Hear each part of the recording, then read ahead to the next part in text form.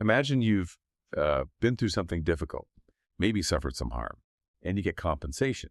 Your first thought is probably relief, right? But then maybe a question pops up. Is this money actually taxable? Today we're doing a deep dive into a really important area, one that's often misunderstood, frankly, the taxability of compensation for injuries and sickness. Our goal here, our mission for this dive is to unpack the nuances, clarify things, and really arm you with the knowledge to know when these payments count as taxable income and when they don't. It's a lot more complex than you might first think. The details really, really matter. Now, before we dive deeper, just a quick reminder that this deep dive is based on material from Farhat lectures. All the content, the examples, explanations we're discussing, it's all derived from the comprehensive accounting resources over at farhatlectures.com. So whether you're an accounting student, maybe a CPA candidate, or already a professional, do visit the website for additional practice questions, video lectures, and detailed support to really reinforce today's topic. And a special thanks to Professor Farhat for providing this valuable material. Yeah, and what's really fascinating here, I think, is how the tax system approaches this. It's not just about taxing every dollar that comes in. There's this kind of underlying philosophy, It often aims to make you whole again after a loss, not necessarily to enrich you, unless maybe there's a punitive element, which we'll get to, and that's why the tax implication for damages varies so much. It really depends on the specific harm you suffered. It's definitely not a one-size-fits-all situation. So we'll walk you through the main types: lost income, incurred expenses, property damage, and of course, personal injury. Each has its own set of rules. Okay, great. Let's unpack that then. Our sources really break down these tax implications based squarely on the type of damage. So where should we start? Maybe something relatable, like loss of income. Say you couldn't work because of an injury and you get money to cover those missed paychecks. How does that work? Right. So when you get compensation for lost income, it's essentially just replacing the wages or earnings you would have received if you hadn't been out. The general rule here is pretty straightforward, actually. If that original income, those wages, would have been taxable anyway, then the compensation replacing it is generally taxable too. Makes sense. Like a substitute. Exactly. It's a substitute for your regular earnings, so the tax treatment usually follows suit. However, and this is a big however, there are some specific exceptions, particularly when we start talking about personal physical injury. We'll definitely get into that soon. Those exceptions are key. Okay, so lost wages are typically taxed, barring some exceptions. But what about getting paid back for expenses you already shelled out for? You paid the bill, now you get reimbursed. Does that count as income? Or is it just getting your money back? That's a really common question, and the answer hinges entirely, almost entirely, on whether you previously deducted that expense on your taxes. Yeah, let's look at two scenarios. Scenario one, you did deduct the expense in a prior year. Maybe it was a medical expense you deducted, for example. You got a tax advantage from it back then. Right. So when you receive compensation for it later, that recovery is generally taxable. This is where the tax benefit rule comes into play. Tax benefit rule. Okay. Basically, the IRS says, hey, you got a tax break before by deducting this. Now that you're getting the money back, we need to effectively cancel out that prior benefit by taxing the recovery. So you don't get the benefit twice. Precisely. Prevents double dipping, you could say. Yeah. Now, scenario two, you didn't deduct the expense. You paid it out of pocket, never claimed it on your taxes. Then, when you're reimbursed for it, that compensation is generally not considered taxable income. Okay. Because you never got a tax break in the first place. Exactly. In that case, the reimbursement is just making you whole for that specific cost. It's not creating any new income or double benefit. Okay, so we've covered lost wages. We've covered getting reimbursed for expenses. What about physical things, your property? Like what if your car gets damaged in an accident or, I don't know, a storm damages your roof, and you get an insurance payout or a settlement? How does the tax system look at that? Good question. Property damage compensation is treated in a very specific way by the IRS. It's actually treated as if you sold or exchanged the damaged portion of the property. Sold it. Huh, okay. Yeah, sounds a bit strange, but that's the framework. So the tax rule is this.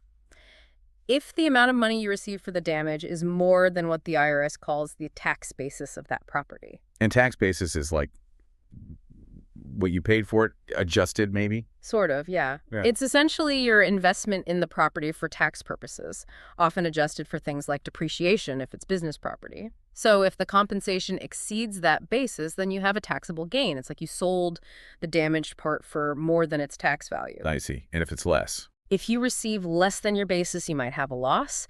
but recognizing that loss has its own set of rules. The main point here is that compensation exceeding basis can trigger a taxable gain. It's viewed like a property transaction. Okay, now this next part, personal injury. Uh, This is where things get really interesting, I think, and maybe counterintuitive for a lot of people. This feels like where the biggest misconceptions might lie. What's the key thing we need to grasp here? You're absolutely right. This area is often misunderstood. The core idea, the philosophy behind personal injury compensation is really about restoration. It's trying to restore the injured party back to where they were before the injury happened. Making them whole again. Exactly, making them whole. Think about it. If someone falls, breaks their ankle, the goal of any compensation is to put them back financially and physically in the position they were in before that fall. Now, if those damages for the personal injury were taxable, imagine receiving, say, $1,000 for medical bills and lost wages directly from that physical injury. If you then had to pay, let's say, 20% in taxes, you'd only net $800. Which wouldn't actually cover the $1,000 of harm. Precisely. It wouldn't fully restore you. So the tax code generally excludes compensation for physical personal injury to avoid that kind of double hit. But, and this is crucial, it's not a blanket rule that all personal injury settlements are tax-free. Not at all. You absolutely have to distinguish between two main types of damages here: compensatory damages and punitive damages. That distinction is key. Okay, let's break those down then. Compensatory first. Their purpose is compensation, making the victim whole. So why would any of that be taxable? What's the line the IRS draws? That's the critical line. Compensatory damages you receive specifically for physical personal injury or physical sickness are generally not taxable. They are excluded from your gross income. Physical injury or physical sickness? Okay. Yes. So we're talking about compensation for things like, a back injury, severe burns from an accident, maybe complications from a botched surgery. The source mentioned a rhinoplasty example. Tangible physical harm.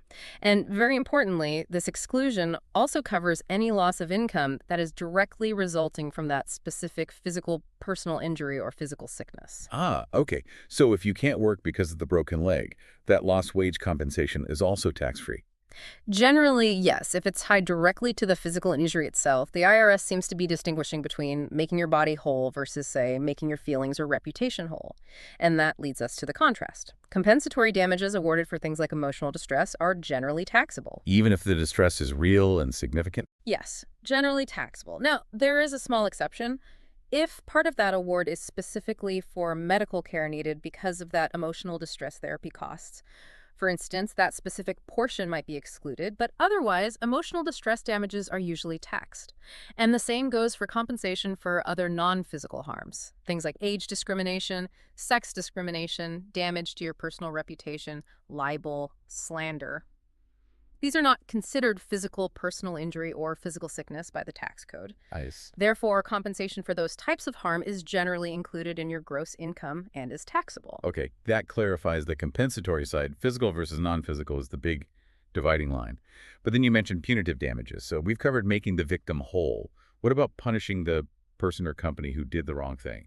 That's punitive, right? It feels like the IRS might view that differently, maybe as more of a windfall for the recipient. Exactly right. That's precisely the logic. Punitive damages aren't primarily about compensating the victim for their specific loss. Their main purpose is to punish the wrongdoer, the person or entity responsible for the misconduct, and also to deter them and others from doing similar things in the future. So it goes beyond just restoration. Way beyond.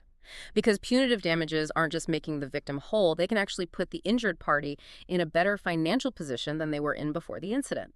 And because of that purpose, punitive damages are generally subject to taxation. They're considered part of your gross income. Now, there is one extremely important and I think quite poignant exception to this rule about punitive damages being taxable, and that is damages received as compensation for wrongful incarceration. Oh, wow. Okay. Yes, these payments are specifically exempt from taxation.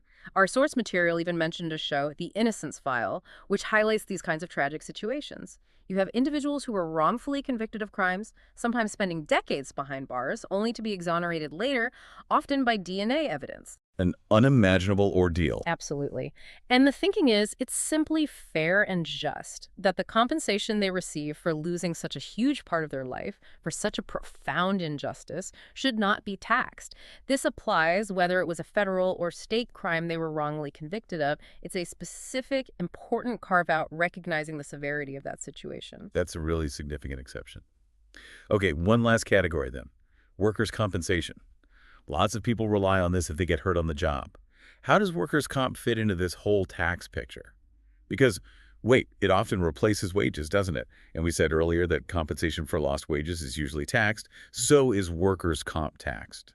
That's the logical question, isn't it? But surprisingly, no. Even though workers' compensation payments often do replace lost wages, or wages that would normally be taxable, these specific payments are explicitly not considered taxable income. Really? Okay, why the special treatment there? Well, workers' compensation is a specific system, right? It provides financial benefits, medical care for employees who suffer work-related injuries or illnesses. Employers are legally required to carry this insurance. The rationale in the tax code for excluding these benefits seems to be about preventing injured workers from facing an additional burden of tax liability during what's already a difficult and challenging time. So it's a policy choice to ease the burden. Exactly. It's about compensating them for the financial hardship caused by their work-related injury or illness without adding taxes on top of it. So yes, despite replacing potentially taxable income, workers' comp benefits are tax-free.